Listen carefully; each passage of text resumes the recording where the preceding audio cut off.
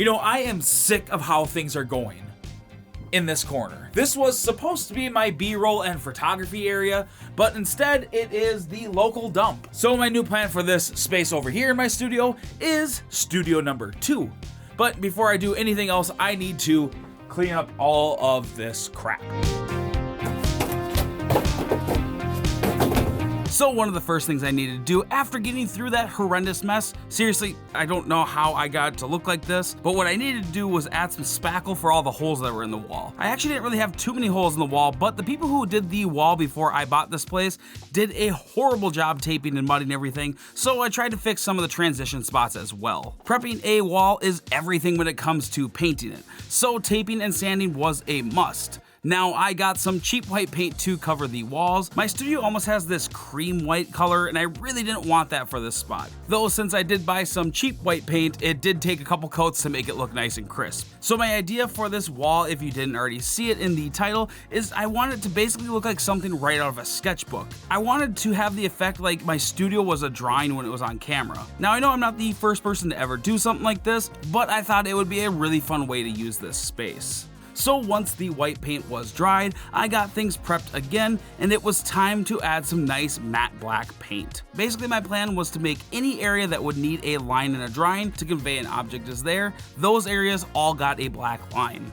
Now, I try not to be super clean with all my lines either. I wanted to kind of feel like it was very sketchy. And even little things that may not be on camera still got the sketch treatment. So to get an idea of where I wanted my shelves on the wall to be, I brought in my cube organizer and a lamp to kind of help with the spacing for everything. Though later I did get something to bring the cube organizer up just a little bit so it would be on camera more. But it still worked out for placement even with it being higher. Once these shelves were all in place, they also got the nice black line treatment as well. So my idea for the space was to make it for videos where I'm doing more drawing based stuff and use my old studio setup for videos that involve a little bit more of a mess. This will help me stay organized and not have to hyper clean my desk when I get done doing something that involves a lot of paint, clay, glue, and things like that, and I can just go in and draw something. So now I always have a very nice and clean desk to make all my shorts for my drawings, which I do plan to do a bunch more shorts like I did in December with all that Christmas stuff. Now, halfway through this project, I had this idea of adding a tear in the paper on one of the walls.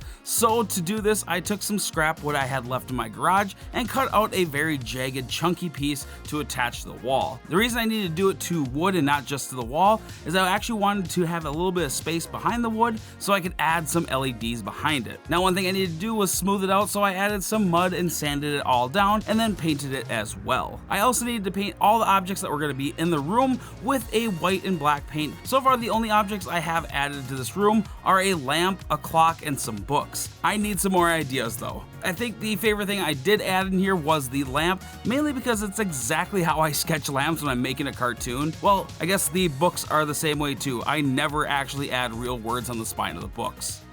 Okay, so I think I have everything all painted and just ready to go. I just need to clean all of this stuff up so I can actually get everything in here and see how it all looks. I want to see if it actually looks like it did in my head when it's put together.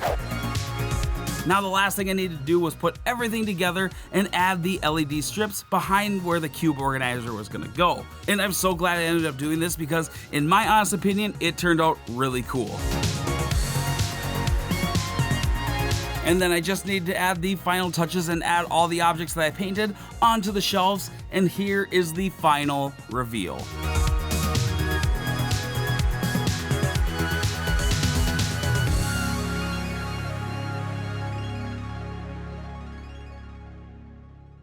Alright, so the hand-drawn studio is all finished and I think it looks awesome. Now, I still need to get a chair and desk for this space, and I'm definitely going to make the chair match this whole drawing aspect, so when I'm sitting in it, it looks cool. Now, I have some of these shelves filled out, but I don't know what else I need to add in here. It's still very sparse. I only have a couple things in here. Should I make everything still look like a sketch, or should I add more things? Kind of like my air plant up here and add some plants or whatever. Just give me some ideas and shoot them in the comments below. Now I have some fun things planned for this studio space, so make sure you subscribe for those future videos. But anyways, I will see you all in the next video.